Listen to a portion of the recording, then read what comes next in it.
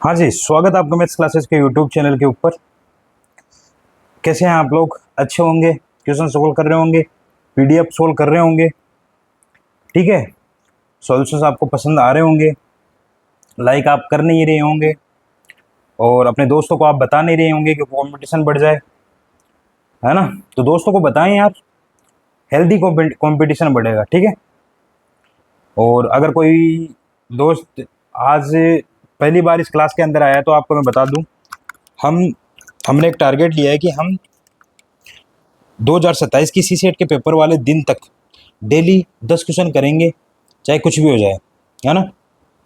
इस प्रकार हमारे 4 से 5 हज़ार मैथ के क्वेश्चन सोल्व होंगे और इस बार सीसेट हमारा नहीं रुकेगा, ये हमको फिक्स करना है ना, ठीक है। तो करते हैं, आज 24 नंबर की पीडीएफ है जो हम सोल्व कर रहे हैं। तो पहला क्वेश्चन क्या बोल रहा है, देखो सुनो। ये बोल रहा है 3 वर्ष में 8,000 पर दो बैंकों में ब्याज अंतर 800 रुपये का है।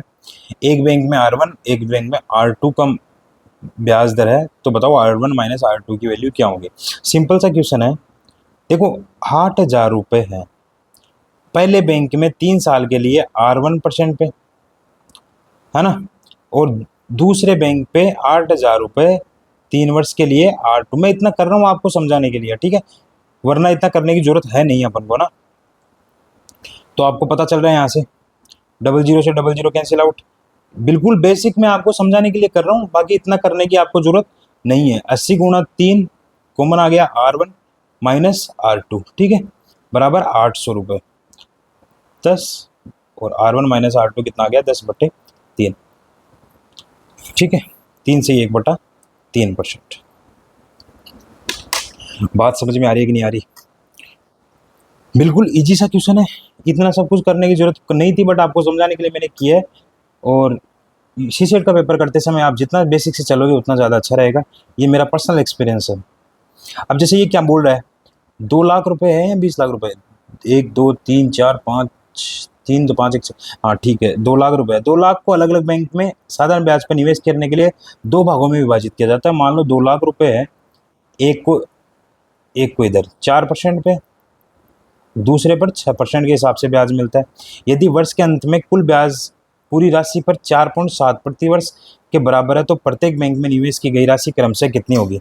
देखो ये क्या बोल रहा है, ये सिंपल सी एक बात बोल रहा है, हमने कुछ इधर इन्वेस्ट करी, कुछ इधर इन्वेस्ट करी, ठीक है कि नहीं है? बात समझ में आ रही है कि नहीं आ रही? अब ये बोल रहा है कि ये टोटल क्या है, 4.7% के बराबर है अगर हम टोटल राशि के ऊपर निवेश करें। तो देखो इसको सबसे बेसिक तरीके से करें तो इसको मान लो अक्स, इसको मान लेते हैं 2 लाख माइनस अक्स, ठीक है, 2 लाख माइनस अक्स। तो अक्स पर 4% के हिसाब से कितने साल के लिए? प्रतिवर्ष, ठीक है। हाँ तो ये हो गया, और इसको मान लो 20, 2 लाख माइनस अक्स को 6% के हिसाब से अगर टोटल ब्याज की बात करूं तो ये टोटल किसके बराबर हो जाएगा? 2 लाख को किसके हिसाब से? 2 लाख पर 4.7% के हिसाब से, ठीक है। इस हिसाब से आपको बोल रहे हैं। इसके शॉर्टकट भी हैं यार, मतलब आपको एक्स मानने की जरूरत पड़ेगी नहीं, लेकिन अब मैं बेसिक से बता रहा हूँ तो आपको कर लेना चाहिए, है ना। यहाँ से देखो कितना आ गया, 4x/100 और यहाँ पे 6x/100, तो माइनस के 2x/100 बच जाएंगे, और यहाँ पे डबल जीरो से डबल जीरो कैंसिल आउट हो जाएगा। 2,000 को 6 से गुणा करेंगे तो 12,000 रुपये आ जाएगा, नहीं आ जाएगा, बराबर। यहाँ पे 2 जीरो से 2 जीरो कैंसिल आउट, तो 2,000 में 1 47 से मल्टीप्लाई हो जाएगा, है ना। तो 200 इंटू 47, और 47 के नहीं 94, 9,400, ठीक है कि नहीं है? और ये किसके बराबर हो जाएगा? ये इधर आ जाएगा, तो 9,400, ये हो गया 2,626 रुपये, बराबर 2x/100, ठीक है।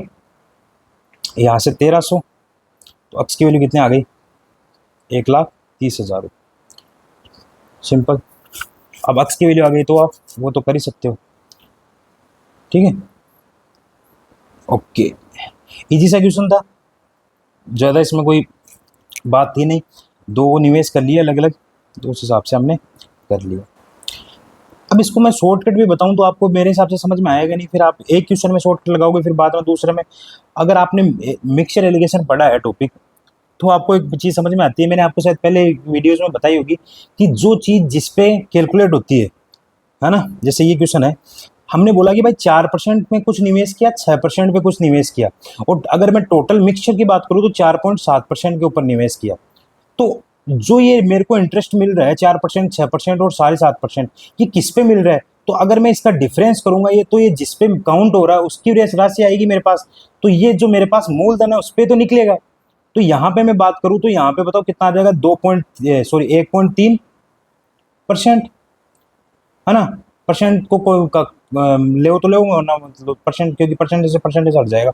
यहाँ से 0.7, है ना, तो यहाँ से 13:7 आएगा कि नहीं आएगा, मैं बोल सकता हूँ क्या? तो मैं ऐसे बोलूंगा कि 13:7 के रूप में ये राशि विभाजित हुई है ना, 13:7 के रूप में राशि विभाजित हुई है। बट मैं ये तरीका बताने से बचता हूँ, क्योंकि डायरेक्ट अगर आप आज मैंने ये तरीका बताया आपको, वो डायरेक्ट आपके नहीं समझ में आएगा, है ना, अगर आपने पहले इस चीज को नहीं किया है। वैसे तो मैंने पहले समझाया हुआ है आपको।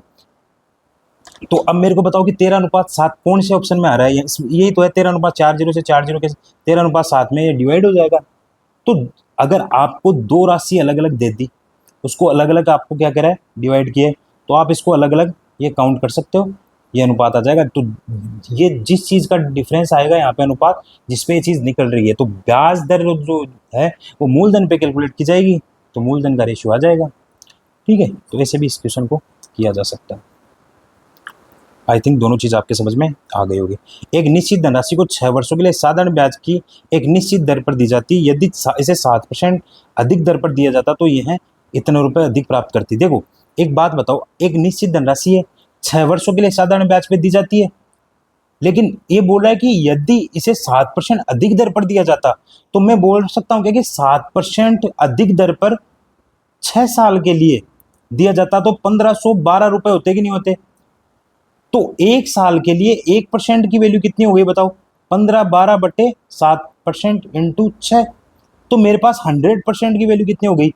15/12/7% इंटू 6 इंटू 100%। समझ में आएगी नहीं है? तो 100% भाई, 7% मूलधन का 7%, तो 100% मतलब मूलधन का 100%। तो यहां से मेरे पास मूलधन ही आ जाएगा, नहीं आ जाएगा? तो 7 दूनी 14, 1 7 एकम 7, 4 7 6 42, और ये कितनी बार गया? 36 बार। तो यहाँ से परसेंट हटा देंगे तो 3600 रुपये आ जाएगा कि नहीं आ जाएगा? तो सिंपल सी बात है कि 7% एक्स्ट्रा प्राप्त हो रहा है 6 साल में, कितना? 1512 के। तो एक साल में 1% की वैल्यू इतनी हो गई, 100% की वैल्यू हमने निकालनी थी। ठीक है, अब देखो ये क्या बोल रहा है, किसी राशि पर साधारण ब्याज राशि का 1/4 है। जैसे मान लो मेरे पास प्रिंसिपल है P, इस पर साधारण ब्याज मेरे पास किसके बराबर है? P/4 के। लेकिन यहां पे दर कितनी लग रही है? R, और ये दर किसके बराबर है? वर्षों की संख्या के 4 गुनी है। वर्षों की संख्या में R/4 मान लेता हूं, तो दर R होगी कि नहीं होगी? ये मैंने, समझो इस चीज को, मैं कैसे क्वेश्चन को कर रहा हूं। ठीक है, वर्षों की संख्या कितनी होगी? R, और R/100%। ठीक है, तो यहां से P से P कैंसिल आउट हो गया, 4 से 4, तो R² बराबर मेरे पास 100, तो R बराबर 10% आएगा कि नहीं आया? बात समझ में आ रही है कि नहीं आ रही मेरी? मैं बोल रहा हूं कि किसी राशि को अगर मैं निवेश करता हूं तो P/4 मूलधन ब्याज प्राप्त होता है, लेकिन उसके लिए शर्त इसने दे रखी है कि जो दर है वो टाइम की 4 गुनी होनी चाहिए। तो टाइम मैंने R/4 मान लिया, तो R मेरे पास दर हो गई, तो यहां से मेरे पास R की वैल्यू 10% आ गई कि नहीं आ गई? अब ये बोल रहा है कि यदि ब्याज की दर 2% बढ़ जाए तो 12% हो जाए, तो 5,000 रुपए पर 12% के हिसाब से 3 साल का ब्याज कितना होगा? तो 5,000 का 12% मतलब 600 रुपए इंटू 3, 1,800 रुपए हो जाएगा कि नहीं हो जाएगा? तो अब आपको इस स्पीड में कैलकुलेशन करनी हो, ठीक है। अब जैसे ये क्वेश्चन देखो, साधारण ब्याज पर कोई राशि 6 वर्षों में इतनी हो जाती है, 10 वर्षों में इतनी हो जाती है।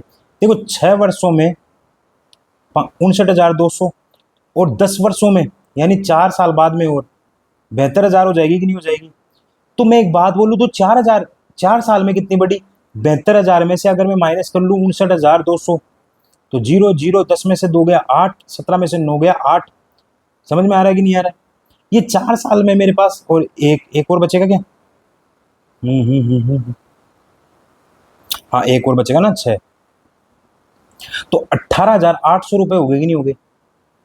18,800 रुपये अगर मेरे पास हो गए, 18,800 रुपये कैसे हुए?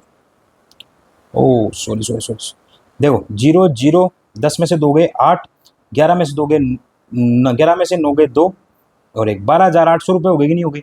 अब ये 12,800 रुपये मेरे को कितने साल में मिले? 4 साल में।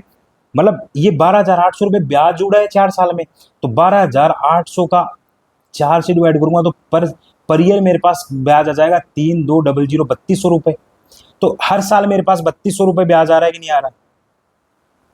बात समझ में आ रही कि नहीं? हर साल मेरे पास 3200 रुपये ब्याज आ रहा है कि नहीं आ रहा? यदि ब्याज दर 2% अधिक होती है तो कितने वर्षों में राशि 76,000 हो जाएगी? अच्छा, तो एक बात बताओ मेरे को, अब ये क्या पूछा है? यदि ब्याज दर 2% अधिक हो जाती है तो कितने वर्षों में? अब 3200 रुपये मेरे पास ब्याज आ रहा है हर साल, ठीक है।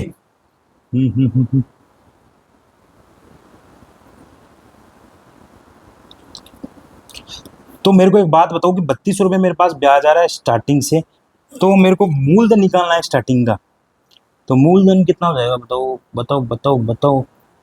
देखो, इसको ऐसे भी कर सकते हैं। कैसे कर सकते हैं भाई? 4 साल के अंदर ये 12,800 रुपये हो रहा है, ठीक है। 4 साल के अंदर ये 12,800 रुपये हो रहा है, ठीक है। तो एक साल में कितना होता है? 12,800 बट्टा 4। या फिर मैं ऐसे ईयर निकालना है ना, तो मैं ऐसे बोल सकता हूँ कि 12,800 रुपये 4 साल में बढ़ रहा है। तो 1 रुपये कितने साल में बढ़ेगा? 4/12,800। और हमको बढ़ाना कितना है? इस यहाँ से बढ़ाना कितना है? 59,200 से मेरे को कितना करना है? इसको 4,000 7600 में यहाँ पे 4,000 और बढ़ाना है कि नहीं बढ़ाना? समझ में आ रहा है? यहाँ से 4,000 और बढ़ाना है कि नहीं बढ़ाना? तो मतलब कितना बढ़ाया इसने? 1,12,800। तो मेरे को यहाँ पे 4,000 और बढ़ाना, तो 16,800 बढ़ाना है कि नहीं बढ़ाना? ये बात समझ में आ रही है कि नहीं आ रही? तो 16,800 कितने साल में बढ़ेगा? भाई ये 4 साल में बढ़ रहा है, तो यहाँ से मेरे को आगे मैं निकाल लेता हूँ कितने साल में बढ़ेगा। या फिर मैं एक बात और बताऊँ, यहाँ से हाँ, तो यहाँ से ऐसे ऐसे ना करके आप बोल सकते हो कि भाई यहाँ से कितना बढ़ेगा? 4,000 कितने साल में बढ़ेगा? तो 4,000 कितने साल में बढ़ेगा बता दो? 4,000 इतने साल में बढ़ेगा। 00 से 00 कैंसिल आउट, 00 से 00 कैंसिल आउट, 4 का गया यहाँ पे, 4 3 4 दूनी 8, ठीक है। थोड़ा हमने ना मिस कर दी एक चीज़ हमने क्या मिस कर दी कि यहाँ पे ब्याज दर बढ़ गई तो हम इसके ऊपर कैलकुलेट नहीं कर सकते। वापस से देखो यहाँ पे, थोड़ा सा वापस से समझो इस चीज़ को, यहाँ से इसको हटा देता हूँ। तो यहाँ से मेरे पास आएगी 4 साल में इतना बढ़ रहा है, इतना, ठीक है। तो एक साल में कितना बढ़ रहा है बताओ? 4 3 12, 4 दूनी 3200 रुपये, है ना। 3200 रुपये बढ़ रहा है एक साल में। तो यहाँ से मेरे को एक बात बताओ आप, 3200 रुपये एक साल में बढ़ रहा है, तो मेरे को पहले यहाँ पे मूलधन निकालना पड़ेगा ना। तो मूलधन कैसे निकलेगा? मूलधन कैसे निकलेगा? मूलधन देखो, यहाँ पे 6 साल में 59,200 रुपये हुए, तो 6 साल में 59,200 रुपये हो गए। तो मैं अगर 6 साल में बात करूँ यहाँ पे, तो ये कितने हैं? 0 0, 6 दूनी 12, 6 18 1 19, 19,200 रुपये तो ब्याज हुआ होगा उसका, और ये 59,200 रुपये बन गए। तो यहाँ से मेरे को साफ साफ पता चल रहा है कि यहाँ पे मेरे पास 40,000 रुपये मूलधन रहा होगा या नहीं रहा होगा। तो अब ये बोल रहा है कि 40,000 रुपये जो मूलधन है वो अब कितना परसेंट, ये एक बात ये बताओ मेरे को कि ब्याज कितना है? तो 3200, ब्याज इंटरेस्ट रेट कितनी है मेरे पास? 3200 रुपये बढ़ रहा है पर ईयर, किस पे? 40,000 रुपये। तो इन 200, 1 2 3, 1 2 3 4 4 8% के हिसाब से बढ़ रहा है कि नहीं बढ़ रहा?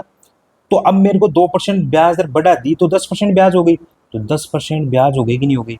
और मेरे को अगर मैं टी टाइम की बात करूँ तो ये कितना आना चाहिए मेरे पास? 7200 आना, 7600 बनाना है कि नहीं बनाना?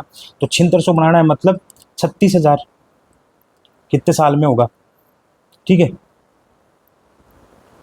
तो लगभग 9 साल में भाई, 4,000 इंटू 9, 936, तो यहाँ से 9 आ जाएगा कि नहीं आ जाएगा? इसमें डिवाइड लग जाएगा नहीं लग जाएगा? बात समझो ये चीज़ कैसे हुई, वापस से समझो इस चीज़ को। मैंने क्या किया, 6 साल के अंदर इतना हुआ और उसके आगे 4 साल में इतना हुआ। तो यहाँ से मेरे पास आ गया कि भाई एक साल में कितना हुआ, एक साल में इतना हुआ, तो 6 साल में इतना इतना ब्याज इकट्ठा हुआ। लेकिन हमारे पास इतना मूलधन मिश्र धन है, तो मिश्र धन में से ब्याज हटा दो तो मूलधन आ जाएगा मेरे पास 40,000। अब मेरे को 40,000 पे 12 इंटरेस्ट रेट को 2% बढ़ा के कैलकुलेट करना है। इंटरेस्ट रेट कितनी है मेरे पास 8%। अब कितनी हो जाएंगी 10%। तो टी टाइम में 36,000 रुपये ब्याज लेने पड़ेंगे छिहत्तर हजार करने के लिए। तो कितने साल में होंगे 9 साल में। थोड़ा सा लॉजिकल क्वेश्चन था, मतलब लॉजिकल तो नहीं है, बस थोड़ा सा ऐसे रात के जब 12 बज जाते हैं ना तब दिमाग की बत्ती गुल हो जाती है ना, तो थोड़ा समझो इस चीज़ को कैसे किया हमने, है ना। अब जैसे ये क्वेश्चन है, एक सेल फोन 600 रुपये में उपलब्ध है या 300 रुपये नगद और 360 रुपये 2 महीने बाद में चुका दो। एक बात बताओ मेरे को, 600 रुपये का है, डाउन पेमेंट 300 रुपये दे दो और उसके बाद में 2 महीने में 360 रुपये चुका दो। एक बात बताओ मेरे को, 300 चुकाने थे लेकिन चुका कितने रहे 60 रुपये एक्स्ट्रा, तो ब्याज कितना आ रहा है 60 रुपये। कितने में किस पे 300 पे आ रहा है कि नहीं आ रहा, कितने R% के हिसाब से। लेकिन R% साल पे निकलता, तो अगर मैं 12 बात करूं तो 1 महीने का कितना हो गया 1/12, 12 का भाग लग जाएगा। लेकिन हमको निकालना कितने महीने का 2 महीने का। ये चीज अगर आपके समझ में आ गई ना कैसे कर रहा हूं मैं, तो फिर आपको कोई दिक्कत नहीं होगी ना। अब देखो यहाँ पे 00 से 00 कैंसिल आउट हो गया, 3 का गया 4 बार, 2 का गया 2 बार, 120%। आर की वैल्यू कितनी आ गई 120%। आगे वाला क्वेश्चन देखो, एक व्यापारी को 1 वर्ष में 9,810 रुपए देने हैं, लेकिन व्यापारी 6 महीने बाद में ही खाते का निपटान करना चाहता है। ठीक है, एक बात बताओ, 1 साल बाद में कितने रुपए देने हैं 9,810 रुपए। एक बात हो, ये 9,810 रुपए 1 साल बाद में देने हैं। साधारण ब्याज की दर कितनी है 9%। तो ये इतने रुपए देने हैं, तो ये ब्याज प्लस मूलधन है कि नहीं है। तो अगर ब्याज प्लस मूलधन है, तो अगर आप मेरे को बताओ 9% की अगर रेट है ब्याज की, तो मेरे पास मूलधन में जोड़ूंगा तो 109 की वैल्यू कितनी आ जाएगी 9810 आ जाएगी कि नहीं आ जाएगी।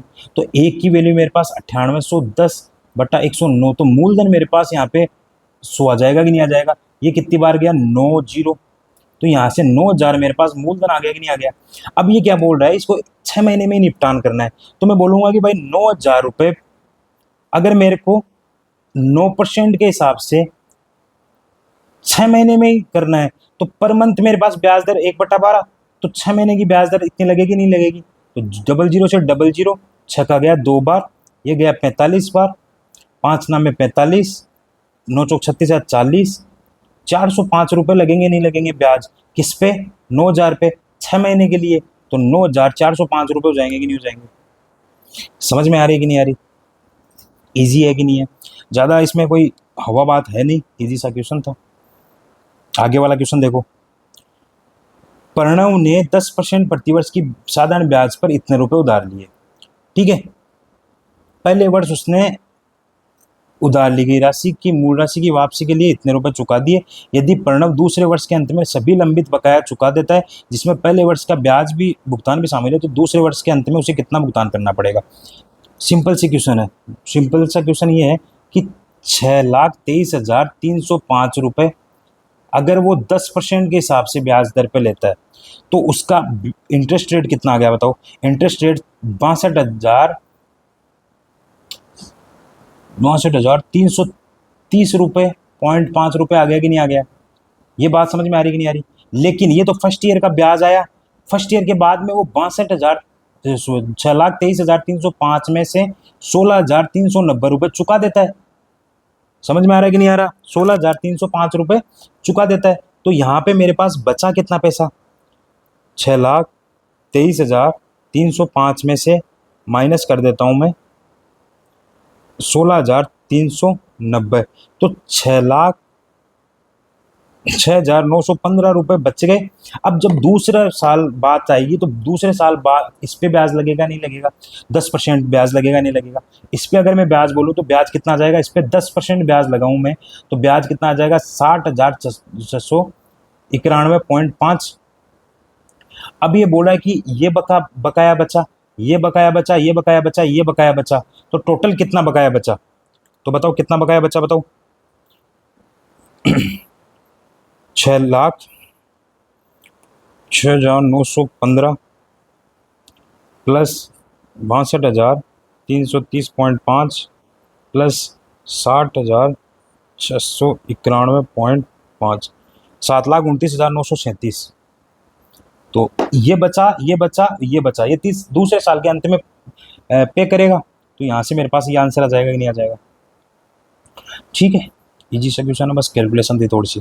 10% की यहाँ पे रेट दे रखी है, इसलिए हमको कैलकुलेशन भी इजी पड़ गई, है ना। अगला वाला क्वेश्चन देखो, एक ग्राहक किस्तों में 975 रुपये का भुगतान करता है। प्रत्येक महीने भुगतान पिछले महीने की तुलना में 5 रुपये कम किया जाता है। यदि पहली किस्त 100 रुपये थी तो अंतिम किस्त पूरी राशि कितने साल में या कितने समय में भुगतान हो जाएगी? देखो एक बात बताओ, मेरे पास पहली किस्त 100 रुपये की थी, अगली कितने की है? 95 की, अगली कितने की है? 90 की, ऐसे चलेगा। और ये लास्ट में मेरे पास 975 होना चाहिए, पूछा कितने साल में होगा। अब इसके लिए आपको एपी का फॉर्मूला लगाना पड़ेगा ना, अर्थमेटिक प्रोग्रेशन। एन पदों का योगफल कितना होता है? बचपन में पढ़ा होगा, एन बटे 2 2a plus n minus 1 into d. ये किसके बराबर आ जाएगा? 975। आपको पता है एन पदों की संख्या जो निकालनी है हमको, बटे 2, 2 गुणा प्रथम पद कितना है? 100 प्लस एन हमको निकालना है, गुणा डी कितना है? माइनस का 5 आ रहा है कि नहीं आ रहा? यहाँ से 975 आएगा कि नहीं आएगा?